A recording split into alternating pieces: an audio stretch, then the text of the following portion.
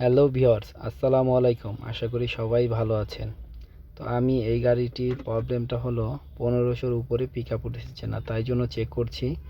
তো গাড়িটার ব্রেকটা পাড়া দিলাম, অ্যাক্সেলেরেশন করছি, কিন্তু আপনার যখন অ্যাক্সেলেরেশন করছি তখন দেখেন 1500-র উপরে যাচ্ছে না। যেখানে 2000 ওঠার কথা পিক আপ, সেখানে 1500-র উপরে যাচ্ছে না।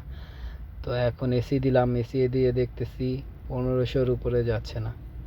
হ্যাঁ, তো আমরা গাড়িটিতে দেখুন, আপনারা ভালো করে খেয়াল করে দেখুন, গাড়িটিতে কোনো চেক বাতি নেই। কিন্তু আমি স্ক্যানার লাগাইছি, কারণ কোনো ফল্ট পাচ্ছি না। হ্যাঁ, স্ক্যানার অনেক সময় দেখা যায় গাড়ির স্ক্যানারে প্রবলেম পাওয়া যায় না। হ্যাঁ, তো এইসব মূলত কারণ হলো এসি পাম্প ইনজেক্টর যদি দুর্বল থাকে তাহলে এরকম হতে পারে। হ্যাঁ, তো আপনার এয়ার ফ্লু সেন্সরও হয়, কিন্তু এটা এয়ার ফ্লু সেন্সর কোনো কোড আসেনি। তারপর আমরা চেক করে দেখব গাড়িটি আসলে মূলত কি সমস্যা। আমরা ইনজেক্টরের ইয়েগুলো খুলে দেখতেছি, এটা ওকে আছে, এটাও ওকে আছে, এটা 3 নাম্বারটাও ওকে আছে, 4 নাম্বারটা দেখব এখন,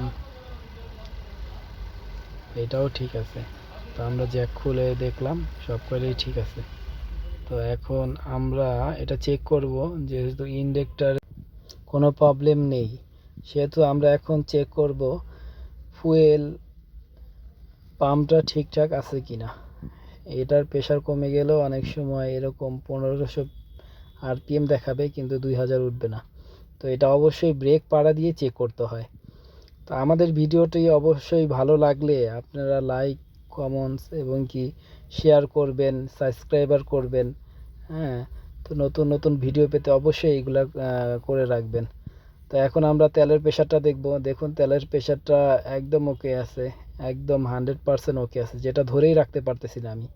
হ্যাঁ, দেখুন, ধরেই রাখতে পারতেছি না। আমি চাই আপনাদেরকে ভিডিওটা পুরোপুরি দেখার জন্য। আসলে ভিডিও পুরো করতে গেলে, একটা গাড়ি চেক করতে গেলে প্রায় 1 ঘন্টা 1.5 ঘন্টা লাগে, তারপরে প্রবলেম বের করতে হয়।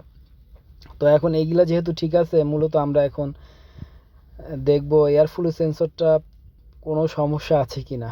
তো এটা আমরা একটা আমার কাছে একটা আছে, এটা আমি লাগিয়ে দেখব এটা ওকে আছে কি না। তো এটা খুলে নিলাম, আর একটা লাগাচ্ছি এয়ার ফ্লু সেন্সর।